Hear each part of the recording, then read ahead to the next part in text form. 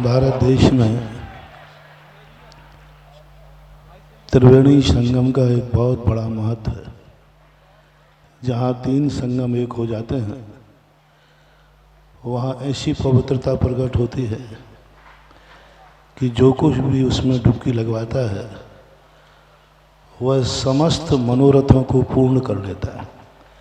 आज संत, राष्ट्र और समाज, ये तीनों त्रिवेणी संगम इस कुंडलपुर के बड़े बाबा के बीच में है।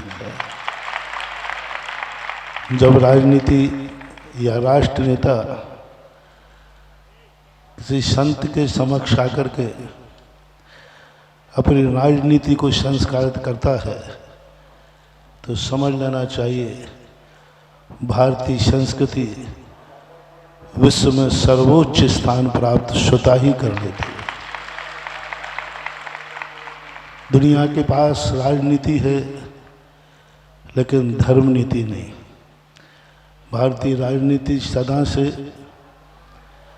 संतों और साधु संतों के प्रति समर्पित रही है। पूज्य गुरुदेव आचार्य महाराज इस युग के लोग इन्हें महावीर का अवतार कहते हैं। जब आचार्य महाराज की चर्या देखते हैं तो वे महावीर के अवतार दिखते हैं, लेकिन जब पूज्यवर के विचारों को देखते हैं तब साक्षात ऋषभदेव के अवतार प्रतीत होते हैं। चर्या में महावीर स्वामी की वह करुणा जियो और जीने दो की भरी हुई है। विचारों में वह क्रांति जो आदि ब्रह्मा ऋषभदेव ने इस देश के लिए दी थी, धर्म का प्रवर्तन करने के लिए अवतरित हुए थे। लेकिन जब राष्ट्र को, देश को उन्होंने देखा तो उन्होंने धर्म को उपदेश देने के पहले 60 कर्म की व्यवस्था बनाई।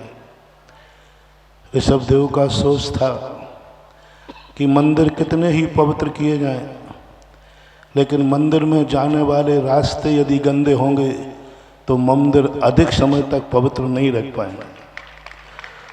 जब पूज्य गुरुदेव की विचारधारा को देखा, ठीक ऋषभदेव की विचारधारा गुरुदेव के मन में है कि हम धर्म और धर्म आयतनों को कितना भी ऊंचा उठाने का प्रयास करें, कितना भी पवित्र रखें, लेकिन राष्ट्र और देश की स्थितियां यदि गंदी बनी रहेंगी तो ये मंदिर और धर्म के आयतन ज़्यादा देर तक पवित्र नहीं रह सकेंगे, क्योंकि इनके रास्ते राष्ट्र में से, समाज के बीच में से ही आते हैं।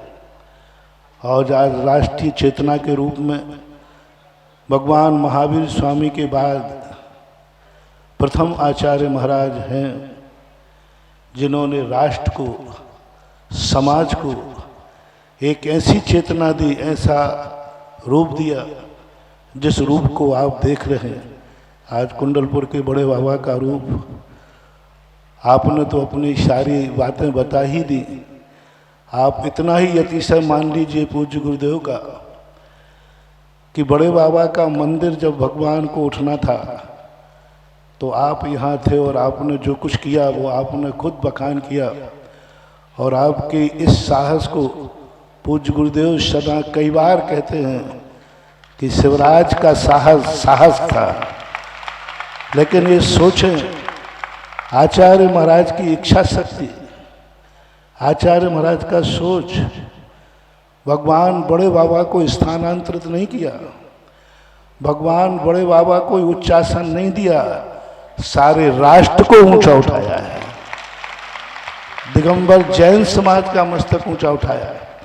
और इसका सबसे बड़ा चमत्कार देखिए, बुंदेलखंड में एक कहावत है, आप बुंदेलखंडी बहुत अच्छी जानते, अभी मैं सुन रहा था, बिल्ली के भाग्य से छींका टूट जाता है। जनता ने आपको देश की गद्दी से हटा दिया था, लेकिन बड़े बाबा ने बीच में बुला लिया। और आचार्य श्री ने कई बार कहा, देखो बड़े बाबा का चमत्कार, जिनकी अथक परिश्रम और मेहनत से, भावना से, समर्पण से बड़े बाबा उच्चासन पर बैठे थे। आज बड़े बाबा के महोत्सव पर उन्हीं को किसी भी तरीके से सही, सरकार को बीच में कैसे भी प्रस्ताव लाके सही, लेकिन पुनः उन्हीं जिन्होंने सच्चे मन से बड़े बाबा को समर्पण किया था, उनको पुनः मुख्यमंत्री बनाकर, और आज आप गुरुदेव के चरणों में बैठे हुए। आचार्य महाराज की सोच और विचार को यदि सारा राष्ट्र स्वीकार कर ले, सारा राष्ट्र यदि इस पर विचार कर ले, तो आपको ये धार्मिक संत के साथ साथ एक देश के बहुत बड़े राष्ट्रीय सर्वोदय नेता के रूप में आपको छवि मिलेगी। महाराज का अंतरंग सोच आत्म कल्याण है, लेकिन वो जगत के उन कल्याणकारी बातों के लिए मुख्य स्थान देना चाहते हैं जो हमारी भारतीय संस्कृति में प्राचीन काल से चले आए। कुंडलपुर के बड़े बाबा एक कोई जैन धर्म का ही आयतन नहीं है, एक राष्ट्रीय नहीं, एक अंतरराष्ट्रीय संस्कृति बन चुकी है आज, जिसके कारण आपने अभी बड़े बाबा का दर्शन किया और आप इतने आनंद से भर गए। आप ये सोचें, अपन लोग तो आज देखकर आनंद से भर रहे हैं, पूज्य गुरुदेव ने तो उसी दिन आनंद ले लिया था जिस दिन बड़े बाबा को उच्चासन देने का भाव किया था। सारी दुनिया मूर्ति बनने के बाद मूर्ति का आनंद लेती है, लेकिन शिल्पी मूर्ति बनने के पहले मूर्ति को देख लेता है और आनंद ले लेता है। और गुरुदेव का अतिशय आज पंचकल्याणक महोत्सव विश्व का ऐतिहासिक, जैनियों का एक महाकुंभ। कुंभ तो बहुत बनाए होंगे और आपके बहुत कुंभों में गए होंगे चौहान जी, लेकिन एक हफ्ते के अंदर महाकुंभ हो सकता है, ये विश्व के इतिहास का पहला महाकुंभ। आप भी बहुत सारे कुंभों की तैयारियां करते हैं, महीनों तक करते हैं। आपने कई मंत्रियों को पूज्यवर के चरणों में भेजा, लेकिन पूज्यवर एक हफ्ते के अंदर सब लोगों के मन में विकल्प था। लेकिन आप आज देखिए, महीनों व्यवस्थाएं करते तो शायद फैल हो जाती। आज 5-6 दिन हो गए, पूरे चारों तरफ एक आनंद की आनंद लहर है, ना कोई बीमारी है, ना सर्दी है, ना जुकाम।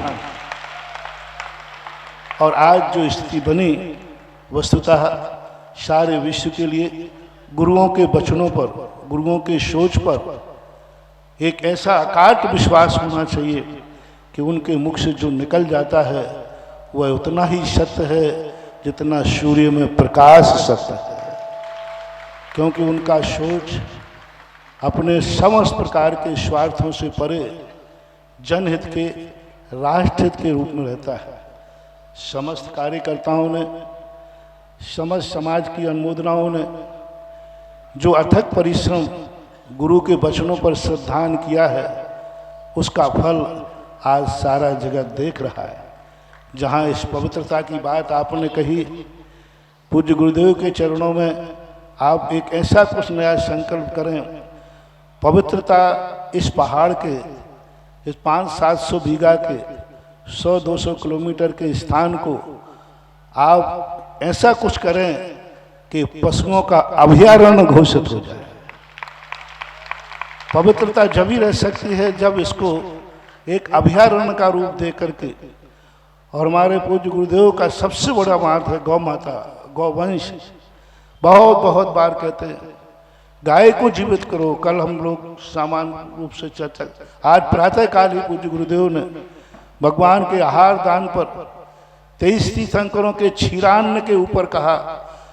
ऋषभ देव को छोड़कर सभी तीर्थंकरों ने क्षीरान्न के द्वारा अपने उपवास की पालना की। यानी तीर्थंकरों ने भी ये साबित कर दिया कि दुनिया में यदि दूध जीवित रहेगा तो दुनिया जीवित रहेगी। उसके लिए यह पूरा बड़े बाबा कुंडलपुर का 100-150 बीघा का क्षेत्र अभयारण्य के रूप में विकसित किया जाए और चारों तरफ से बाउंड्री से बंद करके पशुओं का खुला विचरण हो, गायों का खुला विचरण हो। यदि ये आपकी सीमा में, आपके दायरे में, आपके कानून में आता है तो पूज्य गुरुदेव के चरणों में आशीर्वाद लेकर गुरुदेव की एक पवित्र भावना को एक बहुत बड़ा रूप मिलेगा कि बड़े बाबा जब से जहाँ तक उनकी दृष्टि हुई वहाँ सब पशु खुले रूप में विचरण कर रहे हैं। और बाकी के लिए सभी के लिए बहुत सरकार ने जो कुछ भी किया, आप सारी दुनिया के लिए एक बहुत बड़ा इतिहास बन गया। दिगंबर जैन समाज और ये बड़े बाबा का जो मंदिर है, ये एक भारतीय संस्कृति का एक बहुत बड़ा गौरव बना है, जो धर्म के ही नहीं, जो एक संस्कृति के रूप में आएंगे।